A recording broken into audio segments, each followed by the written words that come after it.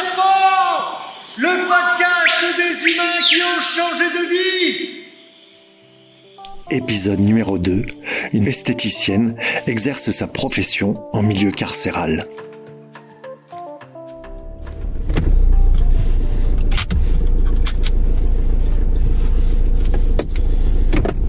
Et voilà.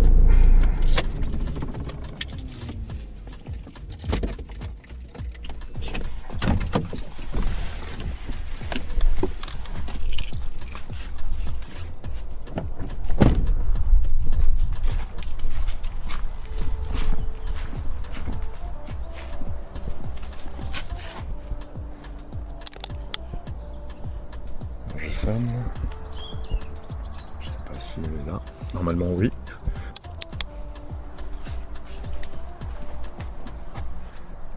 Il y a quelqu'un ? Jessica. Est-ce que je rentre ? Ok, la chose. J'espère qu'il n'y a pas un chien.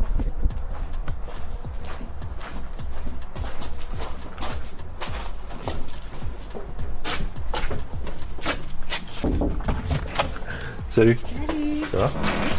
Ouais, nickel. Bon, j'ai sonné, hein. Ah, ça marche pas. Visiblement, non. Ah, il y a le gardien de la maison. Bonjour à toutes et tous. Soyez les bienvenus à l'écoute de ce podcast. Je me nomme Anthony Moreau et j'exerce depuis de nombreuses années un métier qui me passionne.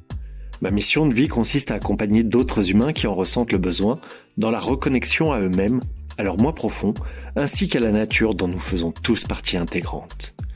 Mon objectif principal est de contribuer à retrouver notre juste place au sein d'une société en manque total de repères. Mes accompagnements se font aussi bien en milieu aquatique qu'au cœur de la forêt, de jour comme de nuit. Au fil des années, que ce soit lors de mes voyages ou en exerçant ma profession, j'ai compris que toutes les vies recèlent une part d'extraordinaire. Alors, j'ai décidé de partir en quête de témoignages inspirants et de les partager avec vous. Chaque personne possède en elle cette part de sagesse qui peut faire écho chez les autres, les inspirer et les aider à dépasser des caps paraissant de prime abord infranchissables. Dans cet épisode numéro 2, je vous emmène à la rencontre de Jessica Letty, une jeune femme âgée de 41 ans, maman de 2 filles. Sa profession de socio-esthéticienne l'amène à exercer son métier en milieu carcéral. En toute pudeur et discrétion, elle nous raconte comment elle en est arrivée à côtoyer les prisonnières, contribuant ainsi à leur bien-être. Elle apporte de la douceur et des soins corporels à ces femmes qui doivent tenter de se reconstruire tout en étant plongées dans un milieu hostile, souvent violent. À la fin de cette entrevue, Jessica partagera avec nous sa vision de la vie. Ces mots positifs et encourageants vous aideront peut-être vous aussi à vous libérer définitivement de votre peau de serpent. Vous trouverez dans le texte descriptif qui accompagne cet épisode l'adresse mail ainsi que la page Facebook pro de Jessica. Elle sera ravie d'échanger avec vous et de lire vos impressions suite à l'écoute de cette entrevue.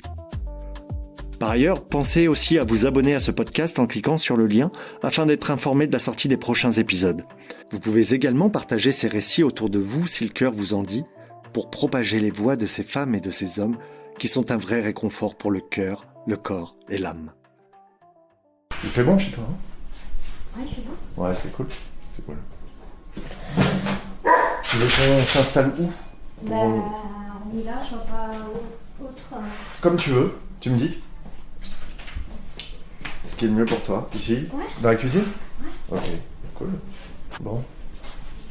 Ça te dérange pas la musique ? De quoi ? La musique, non ? Ah non, vas-y, mets un peu de musique. Ok. Parfait. Est-ce que tu veux boire quelque chose ? Bah, je sais pas, qu'est-ce que tu peux me proposer ?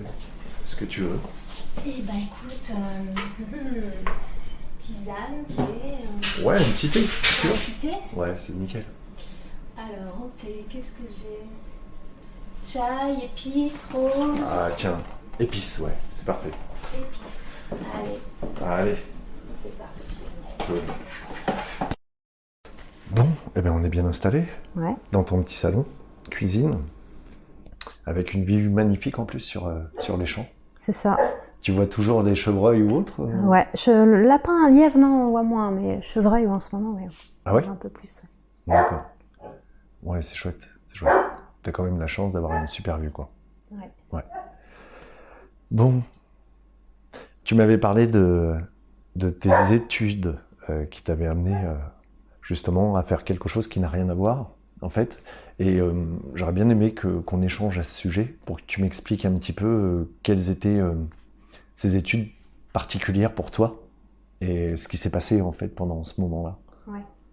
Le point de départ, donc, les études dans le bâtiment, Ouais. c'est ça.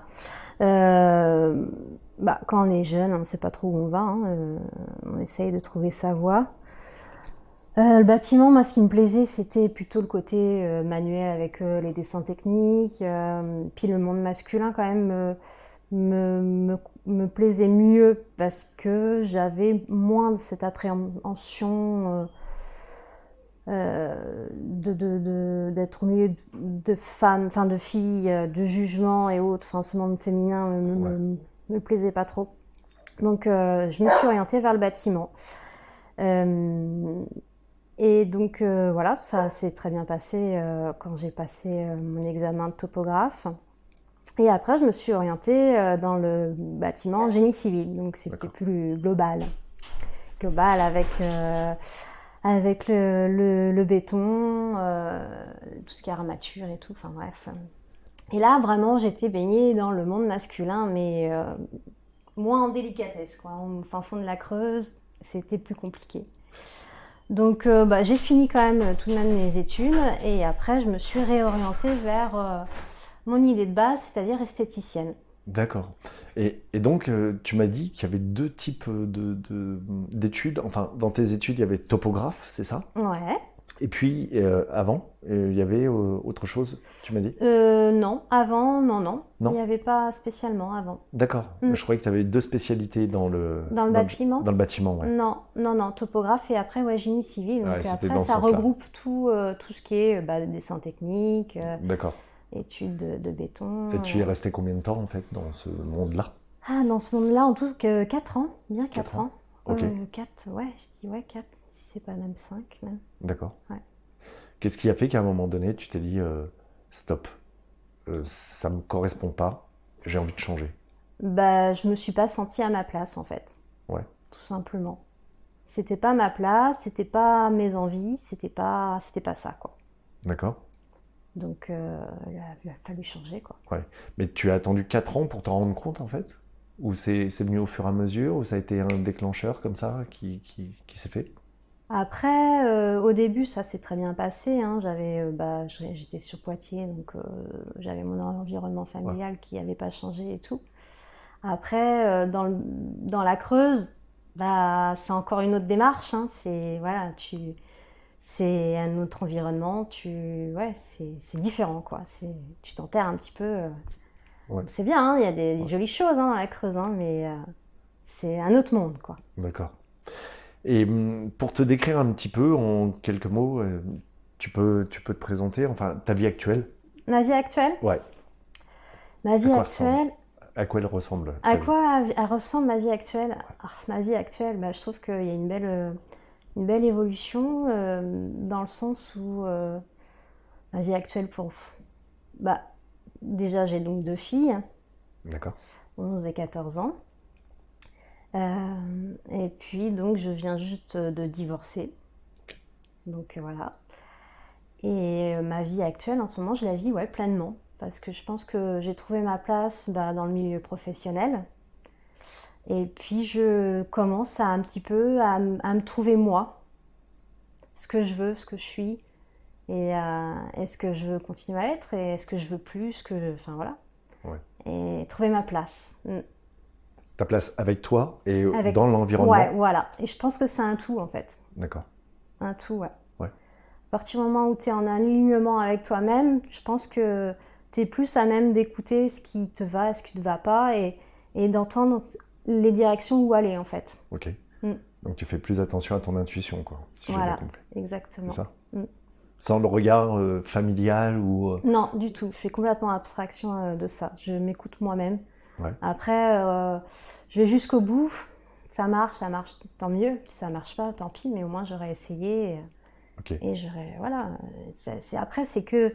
faut voir que le côté positif des choses, c'est que malgré tout, même si ça marche pas, ça ne fonctionne pas, c'est quand même une démarche qui est belle en soi. Et puis, c'est des leçons de vie, quoi, tout simplement. Ouais, c'est vrai, c'est vrai. Et justement, alors donc après tes études, tu as changé, là, tu as fait je sais pas comment on pourrait appeler ça, un switch, je sais pas. Ouais. Oh. Du monde masculin, je suis revenue vers le monde féminin avec plus le côté délicat, bien-être, et puis voilà. Avec des études d'esthéticienne et de coiffeuse, c'est ça? Alors déjà d'esthéticienne. Ok. Et après, il n'y a pas très longtemps, j'ai voulu approfondir et faire une formation, des études même, de coiffeuse. D'accord. Et ça fait combien de temps maintenant que tu exerces dans ce domaine? Le tout? Ouais, l'ensemble. L'ensemble, les deux, coiffure et esthétique, du coup, ça va faire 5 ans. 5 ans? Ouais. C'est assez récent finalement. Bah ouais. Et donc, ça fait combien de temps que tu as monté ta société? À peu près 4 ans. 4 ans? Ouais, 4 Wow. ans. Comment ça se passe de ce côté-là, niveau pro? Niveau pro, je trouve que c'est important, c'est le message que je donne à mes enfants, à mes filles, hein, c'est que le milieu pro, tu y es quand même presque autant qu'avec ton milieu familial et ton compagnon ou autre. Donc je pense que c'est un environnement où tu dois être épanoui et aimer ce que tu fais, quoi. Bien sûr. C'est primordial, je trouve. Ouais. Et tu t'épanouis, toi? Ouais. Ouais. Ouais. En tout cas, ça se voit au sourire. C'est chouette. Justement, ce milieu professionnel de l'esthétique et de la coiffure, donc ça t'amène à aller chez les personnes, c'est ça? Oui. Toi, tu te déplaces? Je me déplace, ce qui me permet d'avoir un autre type de clientèle. Une clientèle peut-être qui est plus dans le besoin des fois, pas forcément tout le temps, mais qui est en difficulté avec des handicaps ou maladies ou autres, et ouais, peut-être plus facilement confrontée à ça. Et elle préfère avoir un environnement chez elle déjà. D'accord. De ne pas être jugée, d'avoir un autre... Enfin voilà, se sentir bien chez elle, quoi. Et ça, c'est intéressant et c'est des choses, oui, qui me poussent à justement à vouloir me former encore plus et aller encore plus dans ce domaine-là, quoi. D'accord. Comme si quelque chose m'attirait encore vers ça, quoi. Comment réagissent les personnes lorsque tu vas chez elles? Est-ce qu'elles t'attendent? Est-ce que tu leur apportes quoi en fait? Un moment à elles déjà, un moment de détente, un moment de relâchement total. Ouais, de relâchement total et d'écoute. Et ouais, c'est un tout. Enfin, c'est pas que le côté esthéticienne, beauté. Enfin, c'est vraiment plus, ça va au-delà. C'est plus en profondeur, je trouve. Ouais. Pour ce que j'apporte, j'ai l'impression d'apporter du bien-être, mais vraiment beaucoup plus intense. Enfin, je sais pas comment expliquer, mais ouais. Et quand tu ressors d'une séance, on va dire, ou de chez quelqu'un, toi, tu te sens comment en général? Je me sens un petit peu utile, tout en y apportant mon savoir et puis toute l'empathie qu'elles ont besoin et l'écoute toujours. Et après, ce qui est important, c'est pas non plus c'est de pas non plus absorber tout le négatif. Oui, parce qu'il y en a beaucoup. Ouais. Oui. Ouais. Enfin, des fois, oui, il y en a, et il faut pas tomber non plus dedans et se dire ah oui, la pauvre ou non, faut après laisser les histoires aux gens une fois que tu t'en vas et puis voir prendre ce qu'il y a à prendre et laisser ce qu'il y a à laisser. D'accord, ok. Et ça, tu arrives bien? Enfin, est-ce qu'au début, tu y arrivais facilement? Est-ce que ça a été compliqué pour toi? Au début, oui, il y a une partie de toi qui est forcément une partie de toi qui est dans le doute, enfin, dans le questionnement, dans l'empathie toujours, mais ouais, dans l'apathie négative. Tu absorbes les mauvaises choses. D'accord. Mm. Et comment tu as su et réussi à sortir de ce fonctionnement pour prendre de la distance, justement? En éprouvant de la gratitude toutes les petites choses positives et belles extérieures. En voyant la beauté des choses, mais les simples petites choses. Tu veux dire chez elle, chez ces personnes-là? Ou... Dans l'entourage global. D'accord. Dans le tien? Dans le mien, et ouais, ou tout, enfin, ou même chez les gens, ou voilà, c'est apporter, toi, les belles choses, tous ces petits ressentis qui font que, bah, voilà, c'est beau quand même, quoi. Ouais. Mm. Et il me semble que, effectivement, tu travailles aussi en milieu carcéral. Ouais. Tu interviens, Ouais. c'est ça? Est-ce que tu peux nous en parler? Est-ce que tu veux bien, par exemple, raconter déjà comment tu es arrivé dans ce domaine-là, c'est-à-dire à travailler dans l'esthétique et la coiffure pour des femmes qui sont en prison, c'est ça? Ouais. Pour des prisonnières. Ouais. Et ben en fait justement c'est quand j'ai fait mes études en coiffure, ma prof est socio-coiffeuse et intervient à la prison, et à ce moment-là elle cherchait une coiffeuse qui puisse intervenir là-bas, et donc tout de suite elle a pensé à moi. Pourquoi? Parce que bah, déjà j'avais commencé en tête, enfin j'avais l'idée d'être auto-entrepreneuse, donc de pouvoir justement venir à elle. Et puis je pense que j'ai cette patience et cette écoute toujours qui fait que oui, c'est quelque chose qui me correspond et qui peuvent leur correspondre elles aussi. Mhm. Donc non, j'y suis allée sans hésitation, et c'est vraiment super comme expérience. Et tu peux nous raconter ta première fois? Comment ça s'est passé? C'est-à-dire de passer du milieu libre Ouais. à ce milieu carcéral. Est-ce que tu t'en rappelles? Alors là, oui, je m'en rappelle.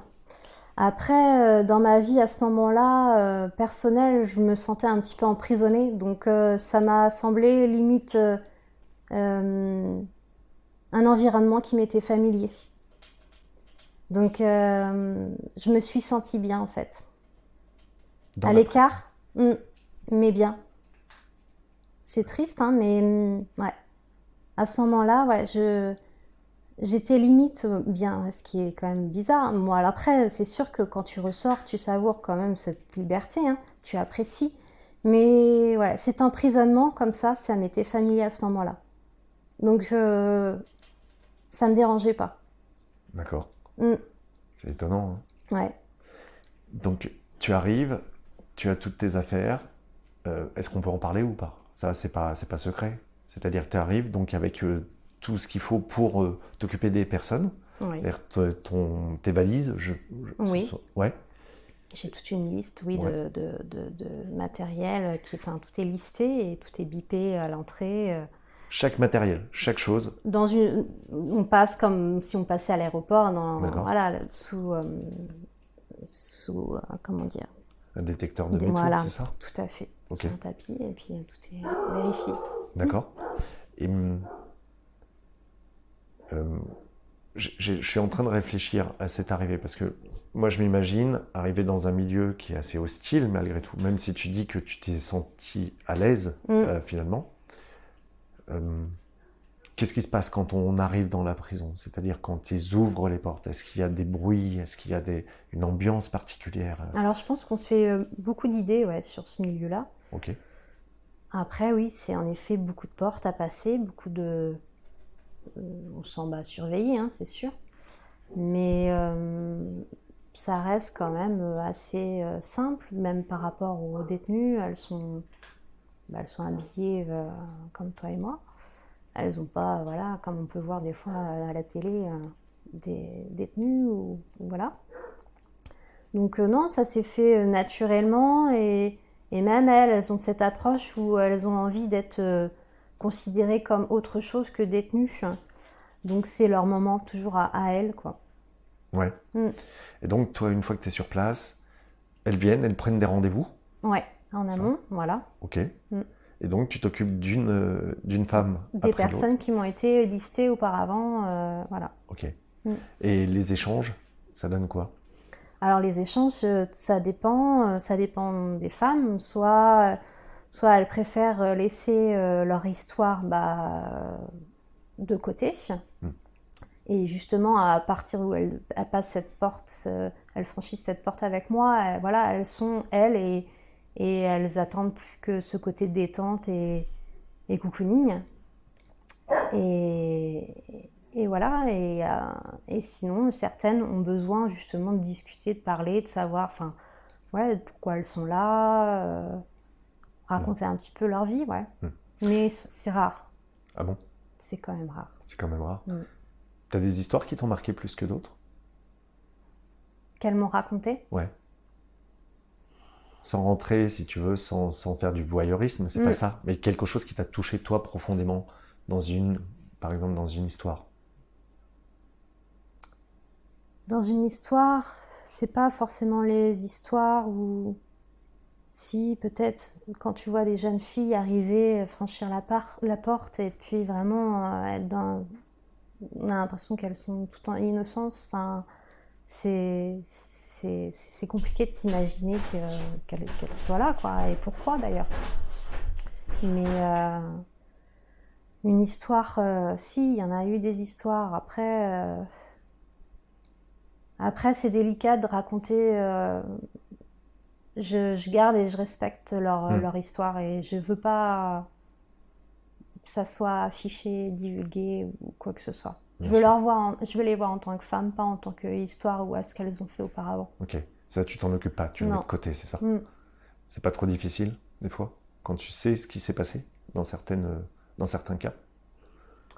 Difficile, non, puisque elles sont avant tout des femmes et elles sentent, ça se sent que c'est ça. Et puis voilà, maintenant elles subissent ce qu'elles ont fait. Enfin, en prison, je pense que c'est quand même un contexte qui est quand même assez dur, hein, même si on a l'impression que c'est facile, mais c'est quand même dur. C'est des prises de bec entre elles, des bagarres, c'est de la tension perpétuelle.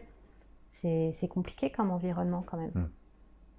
Donc toi, t'apportes un peu de douceur en fait dans ce monde-là, Ouais. finalement. Ouais. De la douceur, ouais. De la douceur et puis tu les rends plus belles encore, c'est ça? Ouais, non, aussi. comment on peut Et dire? puis ce rapport de contact proche aussi. C'est vrai qu'elles ont plus l'habitude du contact, hormis peut-être dans les bagarres ou autres, mais ce contact en douceur et ouais, c'est autre chose. C'est vraiment un moment de détente. Elles ont plus l'habitude d'être touchées, mais en délicatesse. Enfin, c'est un moment pour elles, quelque chose qu'elles ressentent plus, quoi. Enfin, qu'elles savent, ouais, qui leur font du bien, quoi. Ouais. Donc tu as une vraie mission, quelque part. Donc, même au-delà de ton travail, au-delà d'être professionnel, d'aimer ce que tu fais, quelque part, Moi, ça part en ta mission de vie. Oui, c'est plus ça, en fait, c'est plus ça qui me parle que vraiment le côté coiffure en elle-même et esthéticienne, ouais. Pardon, vas-y. Ouais, vas-y. Non, vas-y, je t'en prie. Non, ouais, c'est plus... oui, c'est tout ce que je peux apporter derrière, ouais. C'est plus en profondeur. Ouais. Tu te définirais comment, toi? Enfin, c'est compliqué de se définir et de mettre des mots, des fois, mais... tu vois, moi, souvent, je me compare à un passeur d'étincelles, c'est ce que je dis. C'est-à-dire que j'allume quelque chose et puis après, ça prend vie ou alors je sème des graines.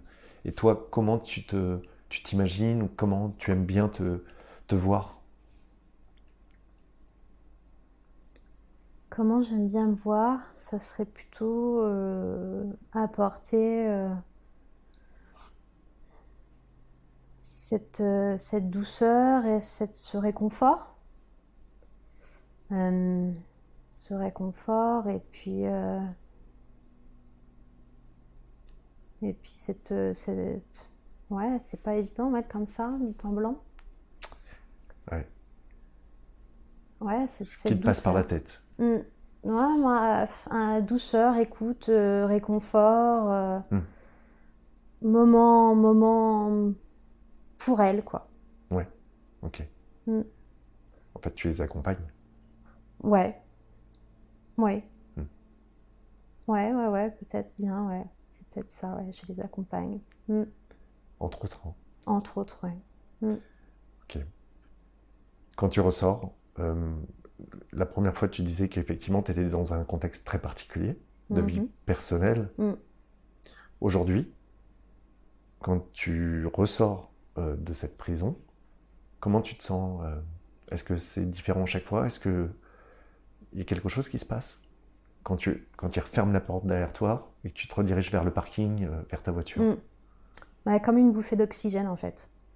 Et puis encore plus ce côté gratitude et de savourer, quoi. De savourer ce que tu as autour de toi, quoi. Parce que je pense que, ouais, on est plutôt pas mal, quoi. Ouais. Il n'y a pas à se plaindre. Tu as cette conscience-là aujourd'hui de la chance que tu as et que tu provoques aussi hein, dans ta vie. Oui, je pense que, voilà, à partir du moment où on est ouvert à ça, on l'attire beaucoup plus, oui. Tu sais que le podcast s'appelle Peau de serpent, Ouais. que c'est en lien avec les personnes qui osent changer de vie et souvent un point de bascule, un moment dans la vie. Ça peut être au niveau personnel, au niveau professionnel. Si toi, je te dis peau de serpent, à quel moment dans ta vie tu penses que tu as mué réellement, que tu as changé? Si tu as un événement qui te vient ou une période de ta vie, à quel moment tu pourrais dire ok, là, je me suis défait de ma peau de serpent pour vraiment devenir qui j'ai envie d'être? Moi, Jessica. Je pense que cet événement, c'est toute une histoire dans la vie, hein. C'est des petits moments qui font qu'à un moment donné, tu perds toute cette peau. Mais le plus flagrant, peut-être, ça serait peut-être la perte d'un être cher, qui te fait dire qu'il faut que tu vives tous les petits moments, les petits instants en détail. Et qu'il ne faut pas que tu te prennes la tête ou que tu te bloques sur une situation qui t'est pas confortable. Et que tu continues à avancer, ouais. Tu parles de quelque chose en particulier, en fait? Sans rentrer trop loin dans ce que tu as envie de raconter ou pas, mais c'est un événement particulier auquel tu fais... Oui, la perte de ma sœur, ouais. Je pense que c'est un moment où, malgré cette perte, elle m'a apporté beaucoup de force. Je peux aller sur le sujet ou pas? Ouais, vas-y. Elle avait quel âge? Elle avait 49 ans. 49 ans. Et toi, à ce moment-là? Ouais, 40, enfin 39, ouais, 39. 39? J'allais sur mes 40, c'était le mois de mon anniversaire. Ouais. D'accord.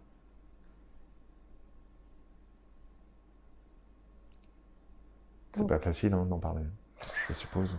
C'est pas facile, ouais. Il y a un autre moment, enfin... Et puis quand même, elle m'a tellement apporté malgré tout. J'ai l'impression qu'elle m'accompagne, qu'elle est quand même là. Ouais, tu la sens avec toi? Ouais. Ok. Et ça te donne cette force, peut-être? Ouais. Et je lui ai promis d'ailleurs d'être forte, donc... ouais. Ça va, c'est facile à tenir comme promesse? Pour le moment, je pense que je m'en sors pas trop mal. Oui, visiblement, en tout cas, oui. Ça, c'est sûr. Donc, non, ouais. Ouais. D'accord. Ok.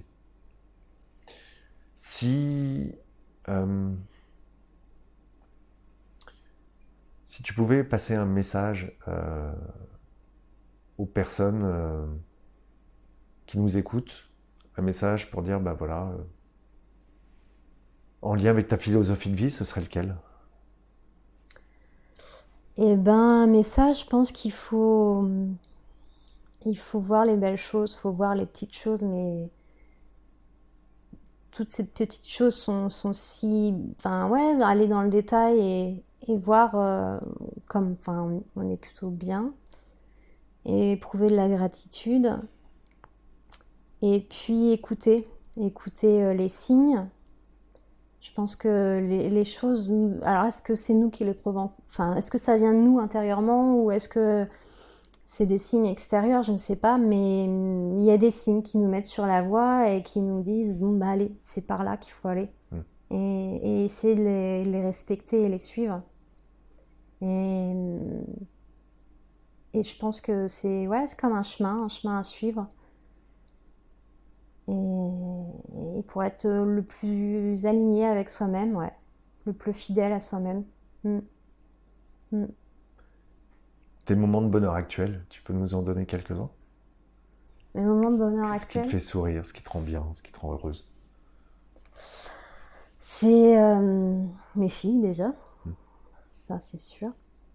Ces petits moments sans stress, sans prise de tête perpétuelle à côté. Mais ouais, ces petits moments d'accompagnement pour ces petits bouts de femmes. Parce que c'est une sacrée démarche aussi en tant que parent d'accompagner ces futures femmes, de leur montrer au mieux ce qui est bien, hein, que ça soit dans la vie professionnelle que dans la vie personnelle.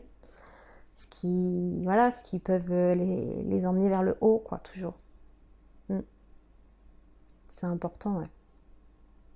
Trouver les bonnes personnes et puis malgré tout être forte avec soi-même aussi. Et puis avancer, quoi. Pas avoir peur, avancer. Ça revient beaucoup, hein, ce terme de forte, cet adjectif, être forte. Ouais. Ouais. Ouais, faut être forte, ouais, je pense, oui, parce que... Ouais, après, t'as des choses qui... Comme des... Comment dire?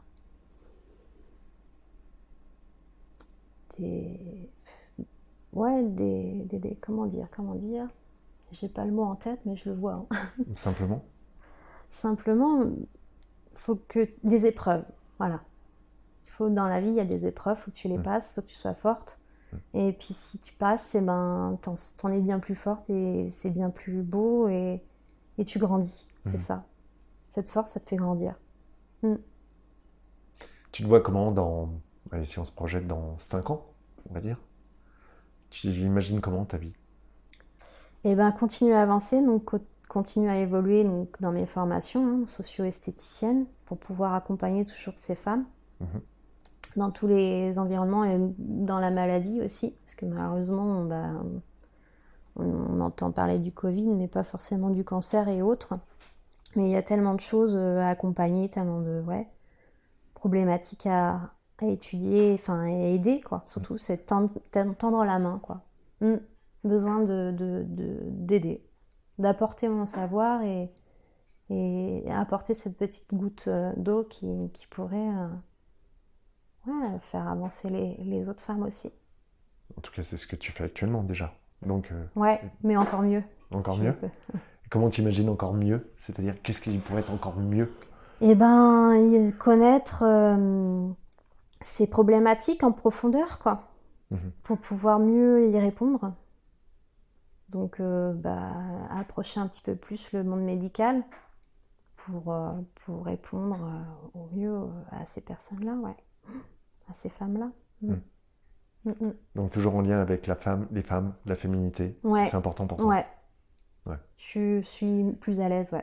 D'accord. Avec le féminin, je pense, la féminité, ouais.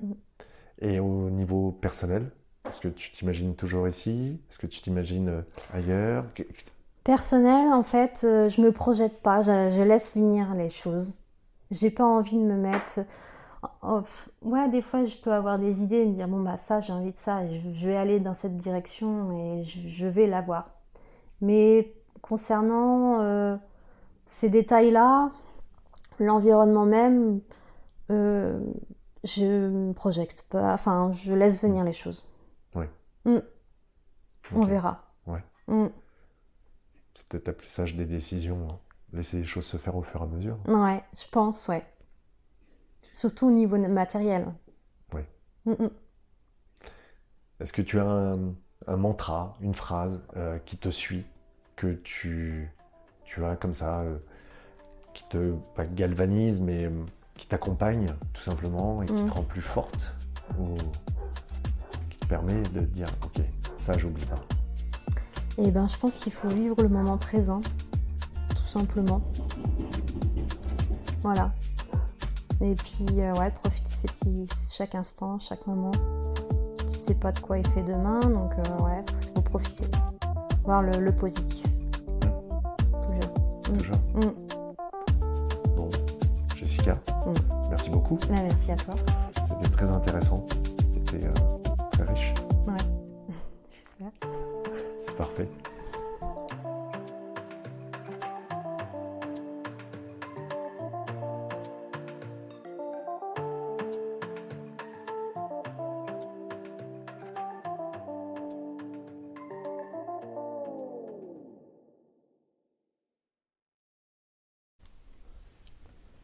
Bon, ça va?